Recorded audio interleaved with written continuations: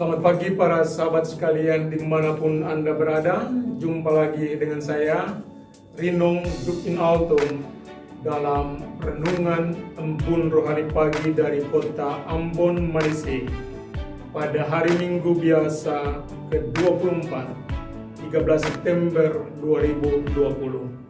Mari kita siapkan hati untuk berdoa. Dalam nama Bapa dan Putra dan Roh Kudus. Amin. Allah Bapa yang Maha Kuasa dan Kekal, Engkau menghendaki agar kami saling mengampuni dalam hidup kami. Dan pengampunan itulah yang akan membebaskan kami dan menuntun kami kepadamu.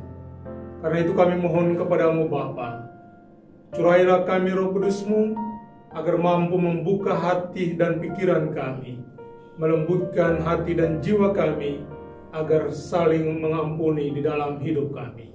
Doa ini kami panjatkan kepadamu dan perantaraan Kristus Tuhan kami. Amin. Dalam nama Bapa dan Putra dan Roh Kudus. Amin. Tuhan sertamu dan sertamu juga. Inilah Injil suci Yesus Kristus menurut Santo Matius. Dimuliakanlah Tuhan. Sekali peristiwa, datanglah Petrus kepada Yesus dan berkata, Tuhan, sampai berapa kalikah aku harus mengampuni saudaraku jika ia berbuat dosa terhadap aku? Sampai 7 kali? Yesus berkata kepadanya, bukan, aku berkata kepadamu, bukan sampai 7 kali, melainkan sampai 70 kali 7 kali. Sebab hal kerajaan surga itu seumpama seorang raja yang hendak mengadakan perhitungan dengan hamba-hambanya. Ketika ia mulai mengadakan perhitungan itu, dihadapkanlah kepadanya seorang yang berhutang 10.000 talenta. Tetapi karena orang itu tidak mampu melunasi hutangnya, raja itu memerintahkan supaya ia dijual beserta anak, istri, dan segala miliknya untuk membayar hutangnya. Maka sujudlah hamba itu menyembah dia, katanya, sebarlah dahulu, segala hutangku akan kulunaskan. Lalu tergeraklah hati raja itu oleh belas kasihan dan akan hamba itu, sehingga ia membebaskannya dan menghapuskan hutangnya. Tetapi ketika hamba itu keluar, ia bertemu dengan seorang hamba lain yang berhutang 100 dinar kepadanya. Ia menangkap dan mencekik kawannya itu, katanya, bayar hutangmu.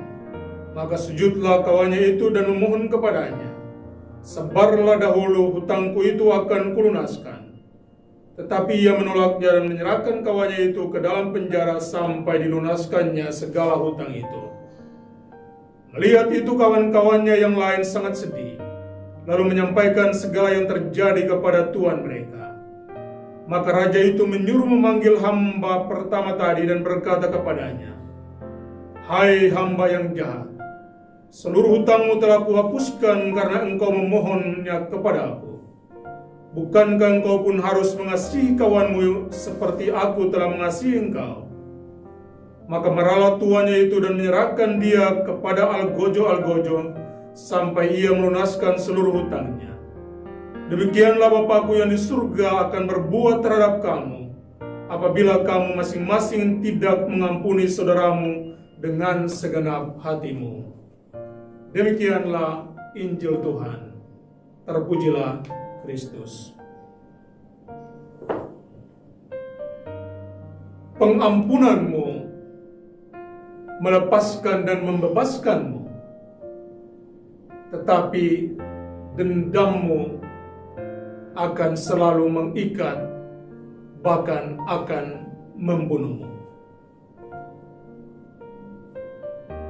Apa artinya ketika kita mengampuni? Orang pertama yang mendapatkan makna dari sebuah pengampunan adalah dia yang mengampuni, bukan dia atau mereka yang diampuni. Mengapa? Karena sesaat ketika kita mengampuni orang yang bersalah kepada kita, maka kita telah melakukan tindakan melepaskan diri dari ikatan dendam yang ada, yang hidup di dalam hati dan pikiran kita. Memang, tentunya sebagai manusia kita terluka karena kata dan perbuatan sesama kepada kita. Tapi luka itu hanya bisa tersembuhkan ketika Anda mampu untuk mengampuni mereka yang bersalah kepadamu. Dan pihak kedua yang mendapatkan manfaat dari tindakan pengampunanmu adalah dia atau mereka yang bersalah kepadamu. Karena dengan pengampunanmu, mereka yang bersalah merasa terlepas dari rasa bersalah mereka.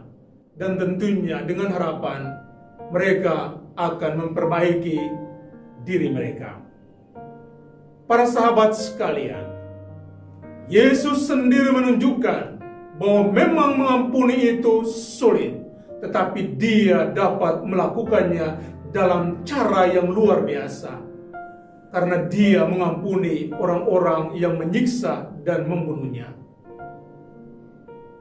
Paus Yohanes Paulus II juga kita mengingat ketika dia ditembak oleh Mehmet Ali Agca.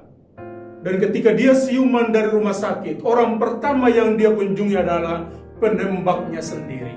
Dan apa yang dilakukan di sana? Dia mengampuni Mehmet Ali Agca. Karena itu, para sahabat sekalian, hari ini Anda ada pada pilihan. Mau mengikat diri dalam dendam kesuma, ataukah melepaskan diri dan menjadi pribadi yang bebas dalam tindakan mengampuni. Yesus menghendaki agar saudara dan aku, walaupun merasa tersakiti, tetapi dengan tindakan mengampuni, kita akan menyembuhkan luka-luka kita. Hari ini sekali lagi, kita diajak bahwa memang mengampuni dan mengampuni itu sulit, tapi bukan berarti tidak mungkin. Anda pasti bisa melakukannya. Semoga demikian. Amin. Tuhan sertamu dan sertamu juga.